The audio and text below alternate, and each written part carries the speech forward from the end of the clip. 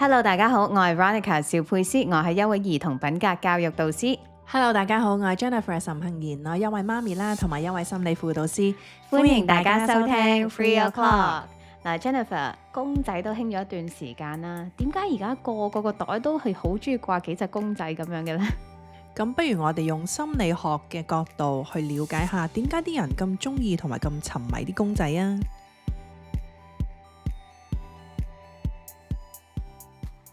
嗱，我哋真係個個都好中意公仔嘅，咁但係背後係咪我哋其實好需要有嘢陪呢？定係公仔令到我哋有一種安心呢？你有冇試過有一段時間呢，其實冇發生啲咩事，但係你個人呢，就係覺得有啲空虛，有啲攰，咁咧你就係想即時揾一啲嘢去 comfort 自己。嗱，其實咧心理學咧有個講法喎，就係叫做 transitional object 過渡性安撫物，即係細個就用公仔咧令到自己安心啦。我諗啲公仔都係俾到我哋一種穩定感啦，佢哋唔會走，佢哋唔會變，亦都係一個好安全嘅對象俾我哋同佢哋傾偈啊，由細到大都係可以咁樣做嘅。而呢樣嘢咧，其實好多人而家咧都係因為呢種原因而有咁多唔同嘅公仔。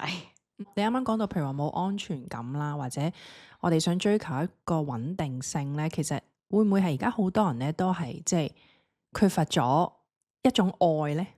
我哋都想有一個可以依賴咁，同埋我哋唔需要講太多嘢，都有人陪伴住我哋嗰種感覺咯。即係唔需要講，但係人哋會理解我哋，人哋會做一個好好嘅聆聽者，亦都唔會俾情緒我哋。somehow 其實而家啲人都係真係幾中意沉迷公仔嘅，即係唔知道有冇啲人係會真係會中意同啲公仔傾偈喎。即係有啲人係會帶啲公仔去旅行啊，時啲人真係好深愛嗰隻公仔係會周圍去。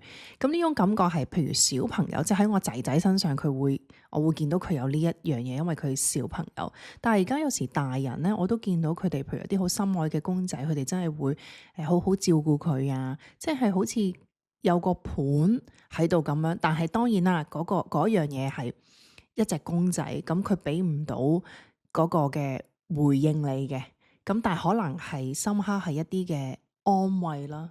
咁如果我哋即係講得深層次一啲咧，就係其實同 attachment theory 啊係有關係嘅。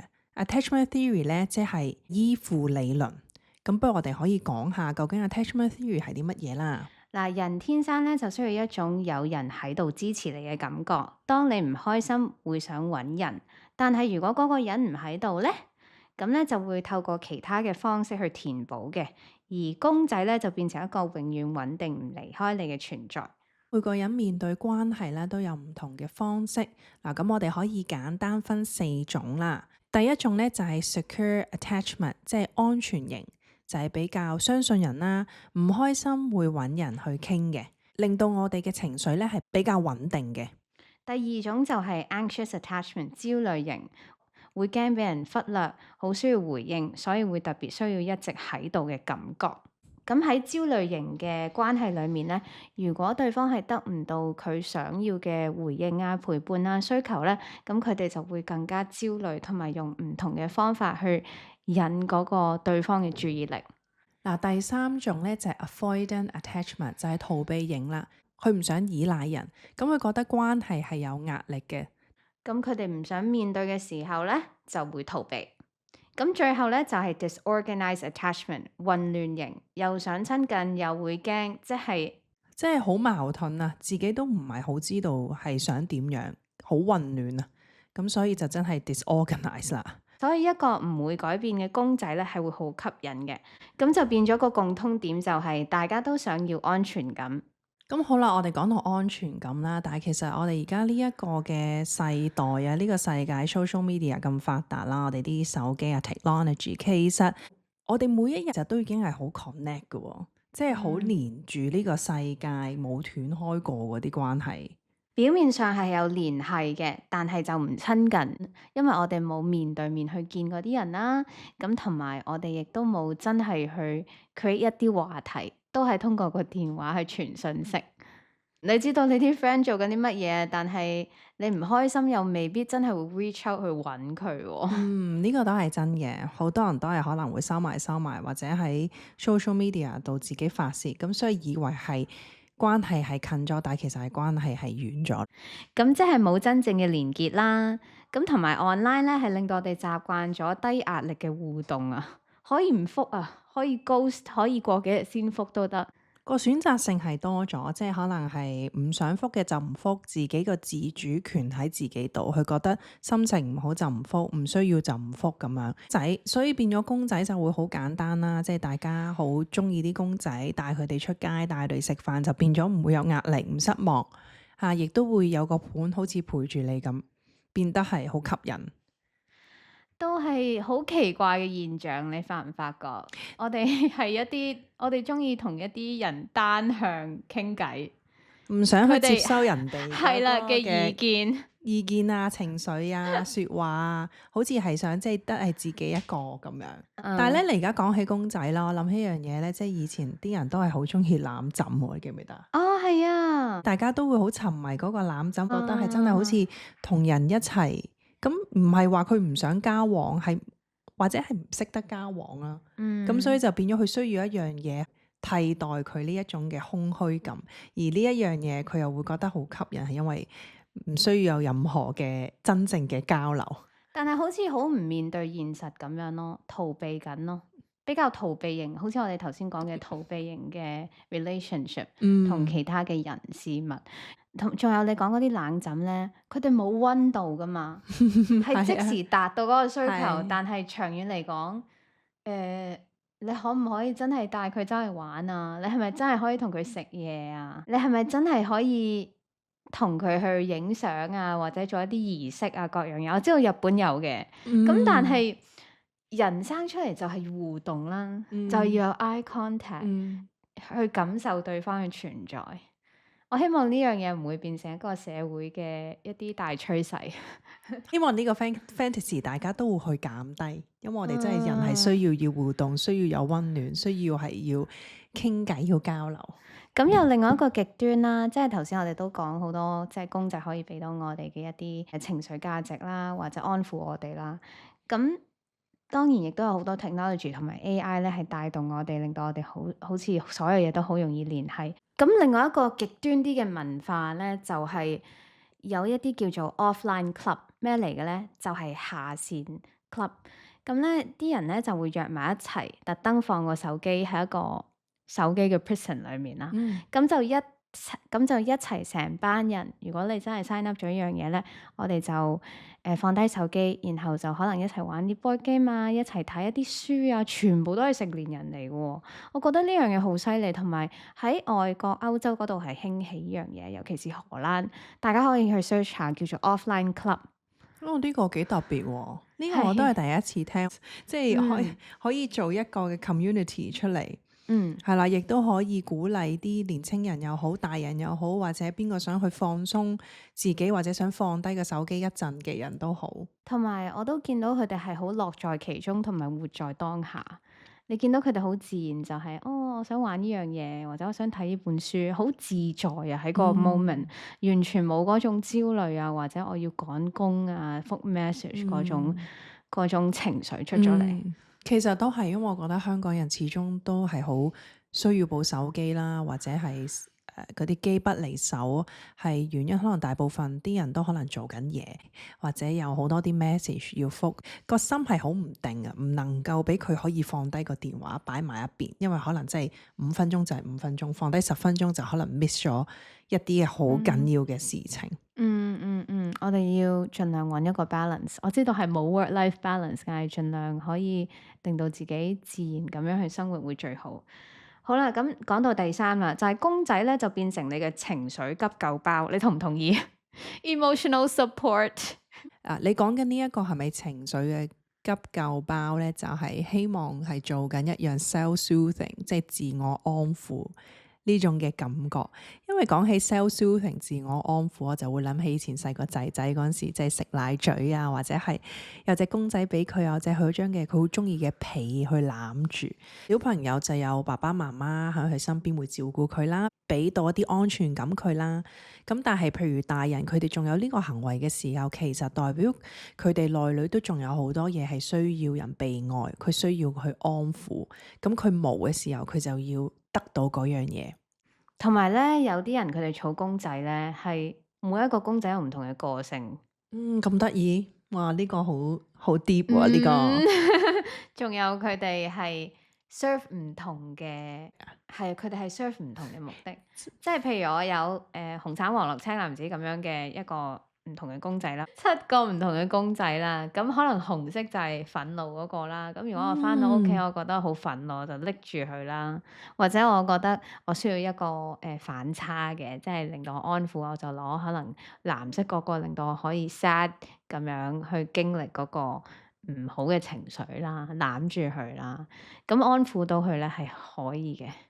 咁但係即係呢啲都係好 temporary，you know what I mean？係嘅。但係你頭先咁樣講咧，至少我會感覺到係佢哋都認清楚自己係有呢啲嘅情緒，其實佢哋都想被理解，佢哋都想揾一個方法去解決佢內心嘅世界，只不過佢唔知道點樣去揾到人幫，或者唔識點樣 execute 呢件事，所以佢要用公仔嚟代替佢。嗱，我同 Jennifer 傾緊咧，唔係話大家唔好儲公仔啊，純粹係即係唔好越儲越多，同埋將你嘅精神同埋情緒寄託喺個公仔度，因為呢樣嘢係佢係非自然噶啦。咁同埋我哋作為人類都係始終需要多啲聯繫啊，咁同埋揾一個啱嘅人或者啱傾嘅人去講抒發我哋嘅情緒。呢個先係比較良好啲嘅一個交流同埋互動嘅，因為我哋始終係要面對人生嘅唔同嘅難關，同埋從中學習，而得到智慧同埋我哋嘅經驗。講得好啱啊！我哋儲公仔啦，我哋同佢傾偈啦，或者係你需要佢嘅時候係乜嘢嘅目的？係個 intention 係乜嘢？咁你話如果係好單純，係覺得佢好可愛擺喺度，令到個living room 或者令到個睡房係可愛啲、得意啲、有翻啲色彩嘅，咁可能係一個 decoration 嘅 purpose，就係可能個裝飾嘅 purpose 嘅話，咁其實冇問題嘅。但係我哋而家講緊嘅係已經係真係要陪住佢啊，冇咗佢唔舒服啊，帶佢周遊列國啊。即係講緊一個大人喎，即係小朋友我哋都理解嘅。咁但係大人嘅時候，即係可能一啲佢自己內裏嘅情緒都未解決到，但係需要攞個公仔嚟發泄嘅時候咧，咁呢啲就真係需要再去進一步去要了解啦。第4點就係你係真係中意公仔啊，定係大家都有，所以你想跟風咧？嗱，跟風呢樣嘢好危險㗎，你越買越多啦。咁同埋係咪真係襯你先？係咪？大家睇到嗱 Bubu 嗰個熱潮，就知道多謝阿 Lisa。亦都係一個即係盲盒嘅呢一種嘅心態啦，即係得到好多人嘅歡心啦，大家都真係好想要得到佢哋自己嘅嘢啦，咁所以就越買越多。咁尤其是咧，我哋喺亞洲嘅文化裏面咧，好多時都係想埋堆啊 ，conform。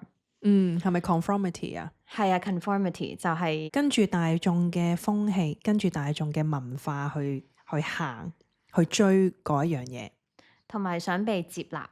嗱，雖然我哋今集係講公仔啊，我而家啱啱諗起咧就係 AP 嗰隻錶啊，AP 同 Swatch 嗰隻錶，最近嗰個 collab 係啊，大家就係因為可能係需要啦，或者係覺得係被接受一樣嘢啦，咁啊大家好瘋狂啦，都幾誇張。咁冇辦法，貴嘅 AP 真係太貴，對於好多人嚟講應該係 unaffordable，都係揾翻中間嘅 audience 去中意佢哋。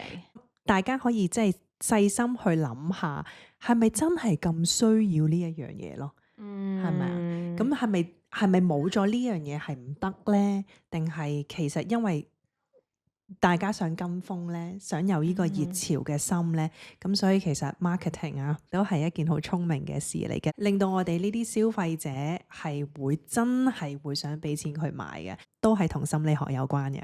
你買嘅究竟係一個身份啦，定係一個歸屬感？你自己諗下啦。OK， 到第5個 point 啊，就係可愛咧，點解會咁容易令人可以放鬆到嘅？嗱，我就望咗個 Chiikawa 啦，我覺得好得意。你知唔知 Chiikawa 嘅意思係咩？嗱，日本嘅形容詞小さい，日本嘅形容詞小さい即係 small 細。咁跟住卡哇伊大家都知啦，就係可愛。咁黐卡哇就係兩個字加埋一齊就係小可愛，好得意啊！同埋佢哋三個 best friend 咧，係佢哋要工作，然後攞酬勞，跟住買自己中意嘅嘢，所以都幾似大人嘅。同埋你有冇發現而家啲卡通咧係越嚟越大人化？我都覺啊，即係以前係可能係俾小朋友，而家係真係 for 大人去design 嘅。背後都有好多唔同嘅一啲慾望啊，或者我哋曾經想滿足嘅嘢啊，咁好快喺一套戲啊，或者一個公仔或者一個 cartoon 裏面就呈現咗出嚟咯。嗱，我哋接近去到尾聲啦，可能咧有啲聽眾都會問，咁其實擁有啲公仔或者中意啲公仔係咪一件壞事呢？我哋就認為冇好與壞嘅，但係可以問自己一句：當你最唔開心嘅時候，你會揾一件物件啦，定係揾人去傾呢？好，咁大家咧都可以去問下自己呢個問題喎。嗱，咁如果唔靠公仔啦，又可以點樣做呢？可以試下幾個簡單嘅方法。第一就係揾一個人去傾下偈，你唔開心嘅時候可以 message 下佢。第二咧就係試下講下自己嘅感受，例如譬如話唔開心嘅，你可能同身邊嘅朋友講，我而家有啲唔開心，你可唔可以陪我一陣？或者我有啲事情想需要你安慰，我想你陪伴。咁我哋盡量咧去鼓勵自己去講自己嘅感受出嚟，等到對方明白你同埋去了解。同埋最緊要就係舒緩到嗰個感受啊！有時我哋可能淨係需要一個聆聽者，有時可能需要一啲 advice，咁你都可以同你啲 friend 講嘅。咁第三咧就係建立一個小習慣啦，例如係跑步、聽歌、寫低啲感受、行下街。咁最後都可以問自己，我可唔可以先停一停，再決定點做呢？好啦，我哋今集講住咁多先，我哋下集再傾，拜拜。拜拜。